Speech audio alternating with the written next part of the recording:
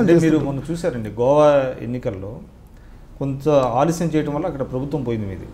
అంటే వ్యూహాత్మక తప్పిదాలు కానివ్వండి, లేకపోతే బిలేటెడ్ డెసిషన్స్ కానివ్వండి, that costing your party so much.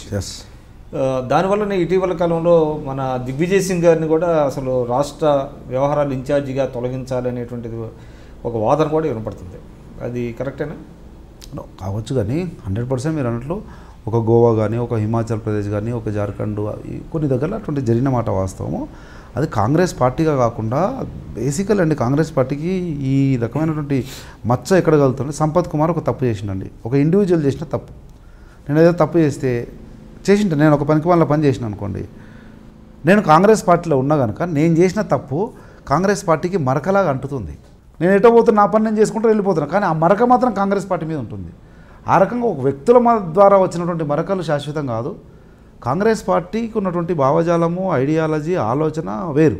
కానీ ఒక వ్యక్తి చేసిన తప్పుడు వల్ల నష్టపోయినాం, గోవాలో నష్టపోయినాం, అరుణాచల్ ప్రదేశ్లో నష్టపోయినాం, నేను కాదండి ఉత్తరాఖండ్, జార్ఖండ్ ఇవన్నీ జరిగినాయి.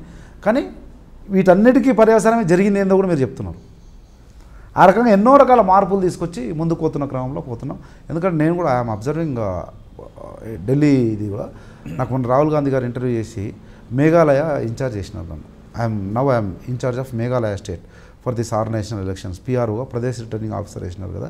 నేను అబ్జర్వ్ చేస్తూ ఉన్నా కదా, ఇంతకు ముందు ఉన్నటువంటి పరిస్థితులు, ఇంతకు ముందు ఉన్నటువంటి పొలిటికల్ ఫ్లక్చువేషన్స్, ఇంతకు ముందు ఉన్నటువంటి పొలిటికల్ థింకింగ్, పొలిటికల్ యాటిట్యూడ్ పూర్తిగా చేంజ్ అయ్యింది, ఇంకా చేంజ్ అవ్వబోతూ ఉంది. Totally different new frame of structure will be coming in this country through Congress party by Rahul Gandhi.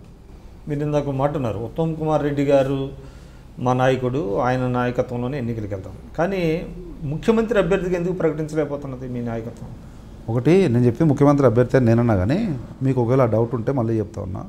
National party, any national party, maybe BJP or Congress, national party ఎప్పుడు కూడా ముఖ్యమంత్రి అభ్యర్థిని 3 ఏళ్ల క్రితం 5 ఏళ్ల క్రితం ప్రకటించదండి, ప్రకటించకూడదు కూడా. ఒకవేళ మమ్మల్ని అడిగితే, రాహుల్ గాంధీ మమ్మల్ని అడిగి ఏమైనా ప్రకటిస్తే నిన్నే ప్రకటిస్తే అంటే కూడా ప్రకటించొద్దు సార్ అని చెప్తాను. ఎందుకంటే నేషనల్ పార్టీగా మల్టీ డైమెన్షనల్ థింకింగ్లో పోవాల్సి ఉంటుందండి ఏది నేషనల్ పార్టీ. అదే లోకల్ పార్టీ అంటే మీన్స్ రీజనల్ పార్టీ ఉందనుకోండి, కేసీఆర్ ఇంటి పార్టీ అండి, ఆయన అవుతాడు, లేకపోతే కొడుకు అవుతాడు, లేదా తల్లి అవుతాడు, బిడ్డ అవుతుంది, దుకాణం అదే.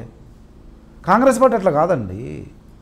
గెలిచిన తర్వాత ప్రజాస్వామ్య పద్ధతిలో గెలిచిన తర్వాత వాళ్ళందరూ కలిసి సిఎల్పి లీడర్ అని అనుకుంటారు, ఆయన విల్ బికమ్ చీఫ్ మినిస్టర్ అనేది ఒకటి ఉంటుంది. బీజేపీకి ఎందుకు లేదండి? బీజేపీ సీల్డ్ కవరే కదా, అది కూడా సీల్డ్ కవర్ ఉండవచ్చు.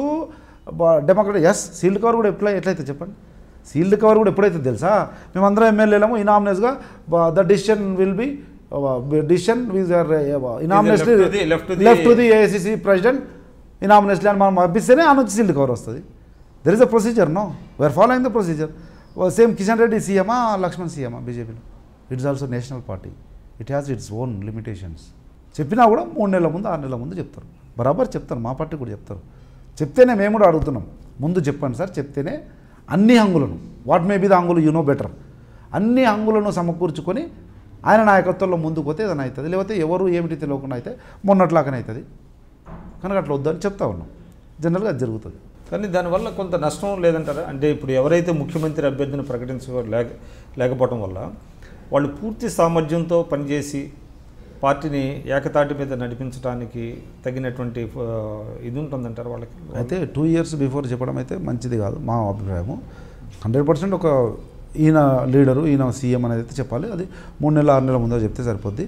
ఇప్పుడు ఏమీ అది చెప్పకపోవడం వల్ల పెద్ద లోటు వచ్చింది లేదు. డైలీ యాక్టివిటీ జరిగిపోతుంది. సమిష్టిగా కాంగ్రెస్ పార్టీ ఉత్తమ్ కుమార్ నాయకత్వంలో ముందుకు పోతూ ఉంది.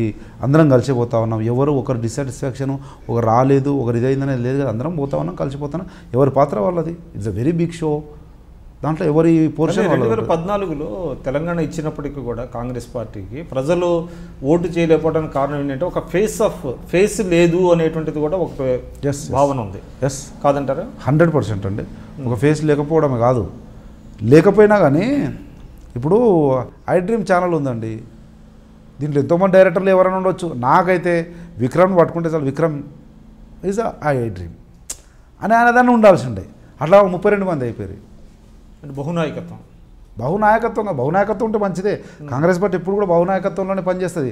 బహుసీఎం అదే అంటే మోర్ యాస్పిరెంట్స్ అలా కావడం వల్ల ఎవరికి వారు యమునా తీరు అన్నట్లు అయిపోయి ఒక్క నాయకుడు కూడా ఇంకొక కాన్స్టిట్యున్సీకి పోయి ఇద్దరు ముగ్గురు గెలిపించుకున్న దాఖలాలు లేవు. ఎవరి కాన్స్టిట్యున్సీకి వాళ్ళే పవర్ మీద పోయి ఎవరు కూడా తిరిగి పెద్ద నేను రాష్ట్ర నాయకుని సీఎం అభ్యర్థిని అనే ఇది తీసుకురాలేకపోయినా అట్లా మా డిఫాల్ట్స్ ల్యాప్సెస్ అయితే ఉన్నాయి. Yes, I accept. For more interviews, for more news and for more public voice, subscribe I dream.